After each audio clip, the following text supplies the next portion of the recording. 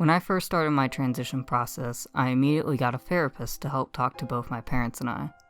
My first therapist was a professional who was pretty well known in the area. However, I only saw her for one session. That's because she told me the reality of my transition, and that wasn't an easy pill to swallow. Being hit in the face with reality at such an early stage was not easy, but I wouldn't change what happened. My therapist had made me cry my eyes out, and it took a long time for me to realize how important this talk was. I walked into her office and mustered up answers to questions I wasn't fully prepared for. And eventually, I blurted out that I just wanted to be a boy, that I was never comfortable living my life as female. At this point, the therapist took a deep breath and held out both of her hands. John, this isn't an easy process. As much as I wish I could, I can't pull out a pink pill and a blue pill, and you take one and magically wake up tomorrow in the body that matches your mind. It just doesn't happen overnight. The reality is, you're never going to be cisgender. You can't change that. Even after you get every surgery in the book, it's still going to be hard. Sometimes surgeries don't come out right, and sometimes life puts you in rough spots.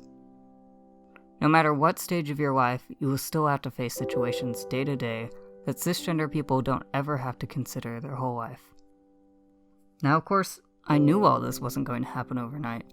I knew I wasn't going to look the way I wanted to, or that getting surgery wouldn't change my whole genetic makeup. But sometimes it's just something you have to hear from someone else. It's like I was avoiding it, and didn't want to think that getting from point A to B was actually a really long and really difficult process. That therapy appointment was 8 years ago, and I can now say that I'm proud to be who I am. Even to the extent that I wake up most days and am happy to know that I'm trans rather than cisgender. However, some days it still hurts to think that I'm never going to be cis. I wake up in dread and feel cursed to be born in the wrong body. Similar to how I used to get caught up in these details like never being tall enough or never being able to experience only things cis guys go through. It's similar to how some trans women mourn that they can't carry a child in their womb, like most cis women can. It's things that seem silly to others, these small details, but they can have a significant impact. It was important for me to hear this though, and I hope you all find something in it too. My expectations of surgery outcomes can't be perfect, and I needed to keep in mind that I was always going to run into situations cis people wouldn't ever think twice about. I needed to keep in mind that this, being transgender, is a lifelong battle. And this took a long time to realize. It also took a long time to learn that patience was key.